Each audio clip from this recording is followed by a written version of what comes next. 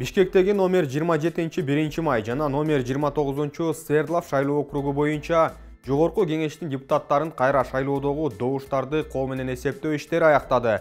Бул тууралуу Борбордук шайлоо комиссиясынан кабарлашты. Кайра шайлоонун жыйынтыгы менен 1 май округу боюнча Эльвира Сурабалдиева добуштардын 47,97% алса, Нурбек Тотонов 18,43 жана Нурбек Токтокунов 5,55% алды. Ал эми Свердлов округунда Абдурахман Хаджи Муртазалиев добуштардын 19,52%на ээ болсо, Шайлообек Атазов 18,1 жана Аскар Алмазуулу 14%га ээ болду. Шайлоо таза өткөнүн, бирок үгүт маалында Муртазалиевтердин тарапташтары добуш сатып алуу менен алек болгонун Атазов айтып, жыйынтыкты тааныбай турганын билдирди. Ал эми Муртазалиев добуш сатып алууга тиешеси жок экендигин айтты. Россиянын улуттук валютасы рубльдин чет элдик валюталарга карата наркы тарыхый максимумга чыкты. 28 февралда Москвадагы банктарда 1 АКШ доллары 100-110 рубльдин тегерегинде, 1 евро 115-120 рубльдин айланасында сатылууда. Россия аскерлери Украинага кол салганга чейин 1 доллар 80 рубльге чейин, евро 90 рубльге чейин бааланып келген. Акча алмаштыруучу жайларда чет элдик валюталар мындан да кымбат сатылып жаткандыгы айтылууда. Онлайн акча алмаштыруу курстары мындан да жогору көрсөтүлүүдө. Бир катар басылмалар Россиядагы банктарда чет элдик валюта алуу мүмкүн эмес болуп жатканын, көпчүлүк жерлерде накталай рубль алууда татаал болуп жаткандыгын жазууда. Валюталык рыноктогу секириктерди алдын алуу үчүн Россиянын Борбордук банкы өзүнүн эсептик ченин 9%дан 20%га чейин көтөрдү. Бул коммерциялык банктардын акцияларынын үстөк пайызын көтөрүүгө негиз болот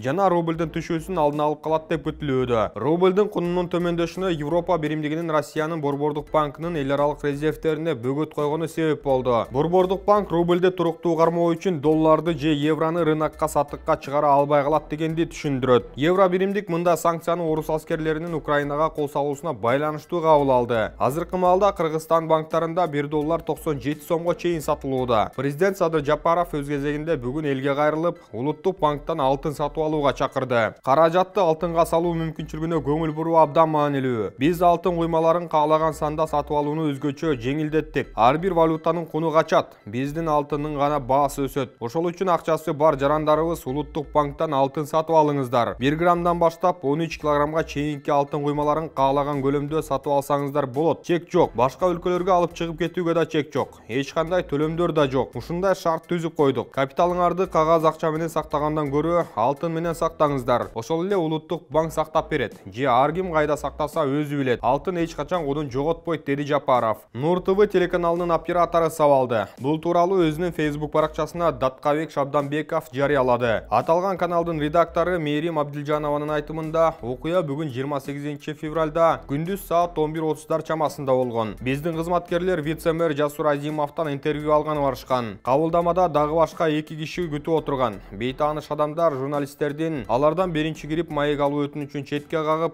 кезек күтүп турган кызматкерлерибизге орой мамиле жасашкан. Оператор алардан сөгүнбөөнү суранганда ага кол көтөрүшкөн, деди редактор. Учурда медициналык кароодон өтүүдө. Милицияга арыз жазылды. Алардын ким экендиги тактала элек, деди Абдилжанова.